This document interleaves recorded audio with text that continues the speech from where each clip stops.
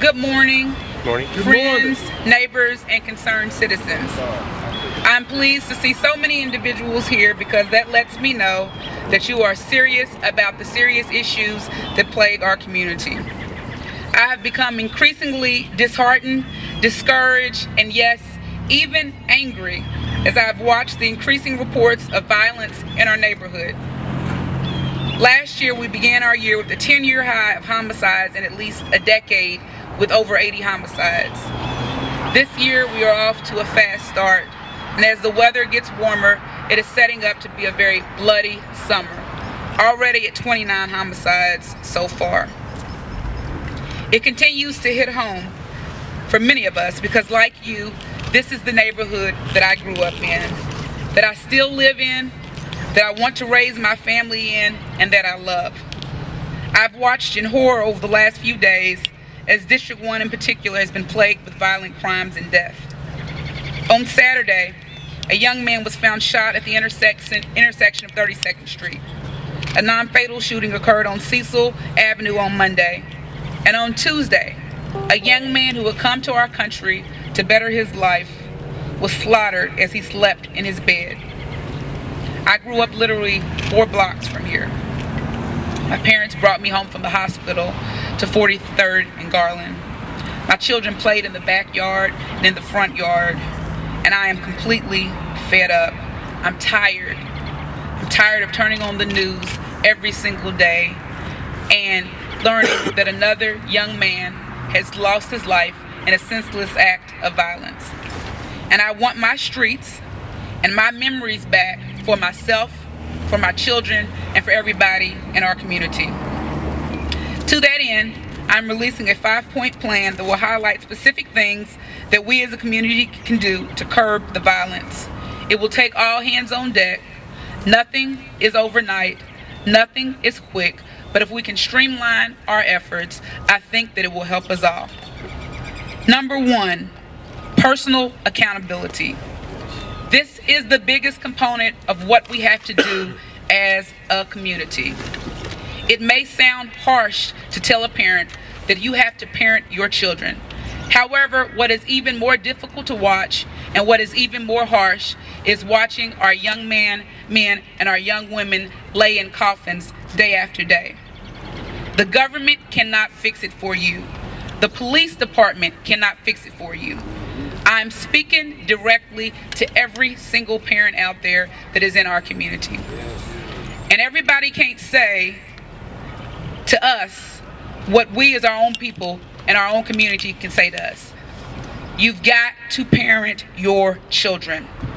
To the young women, the young mothers who are overworked, underpaid, tired, and stressed, I get it. I understand.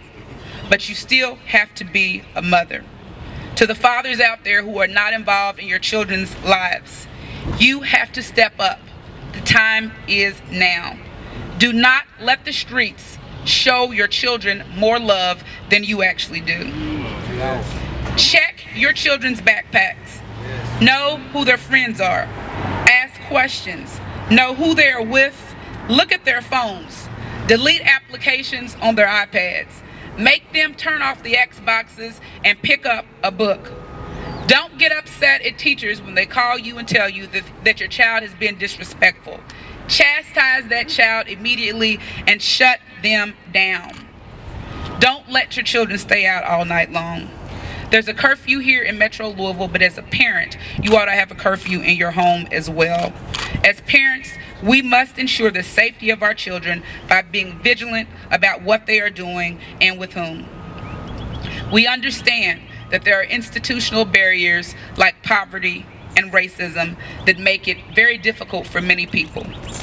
Yet, and in spite of life circumstances, it will be up to you ultimately as a parent in the home with your child who has the greatest impact. Number 2, police presence.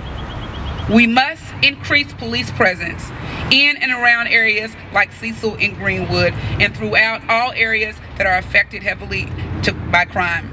I intend to push the administration and the council to increase overtime in this upcoming budget.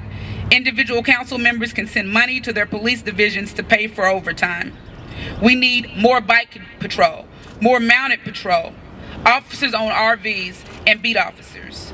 We need our police to have the resources so that they can work for us and to keep our streets safe. Along with that, there needs to be a more streamlined effort to increase community policing. I remember when my mother and my grandmother used to know the police officers who rode our beats. We don't have that same relationship right now. We are calling on our police departments to spend more time in the neighborhoods, walking the blocks, going into community centers, speaking to neighborhood groups, churches, and groups.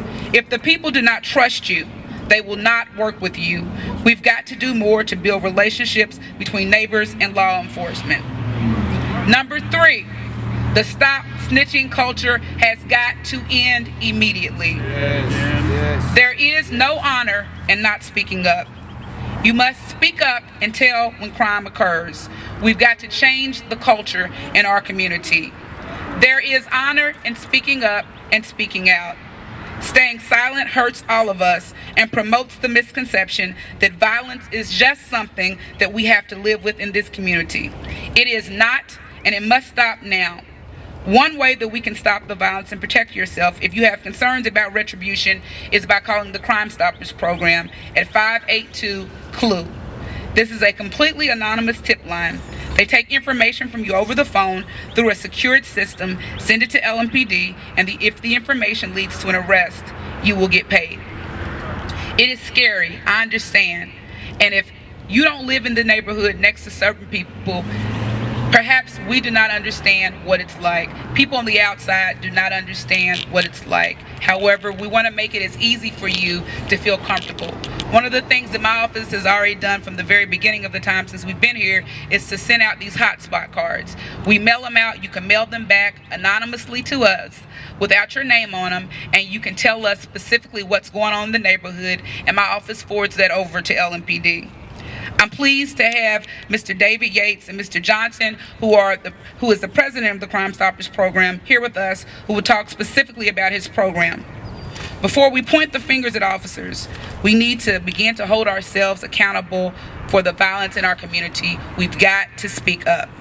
If we want our pain and struggles to be taken seriously by outsiders, we've got to take responsibility by speaking up and speaking out. Yes. I understand that it is scary. I'm not trivializing that, but there are safeguards that we can be able to put in place to make this process work more smoothly.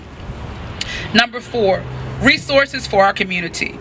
I'm calling on resources for our community centers to have extended hours during this summer season.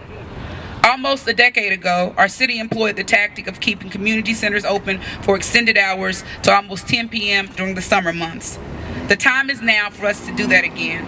We've got to put our money where our mouth is. I'll be working with the administration and the council to offer summer extended hours at certain community centers across the Louisville area that are in the particularly violent-prone areas. Our children need us. And while government cannot raise our children for us, we can give them something to do. Kids need opportunity and need something to look forward to. Number 5, community involvement is key. This may be the most exciting aspect of this plan that I'm excited about. I'm pleased to join Mr. Rashad Abdur-Rahman, Director of the Office for Safe and Healthy Neighborhoods, as we roll out our Neighborhood Ambassador program.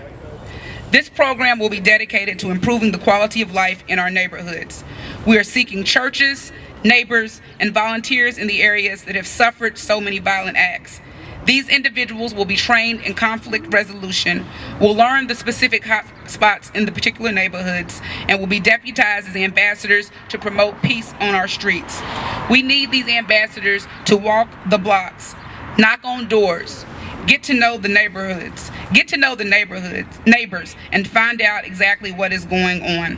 Have the neighbors fill out the hotspot cards where they can anonymously tell us what's going on in the neighborhood. We need these ambassadors to volunteer to stand around schools in affected areas as our children are walking to and fro school.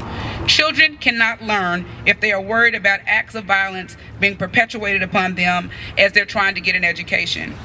Through this program, we are anticipating increasing neighborliness and overall communication between residents and the neighborhood ambassadors. Number 2, decreasing identified neighborhood disturbances. And number 3, decreasing violence.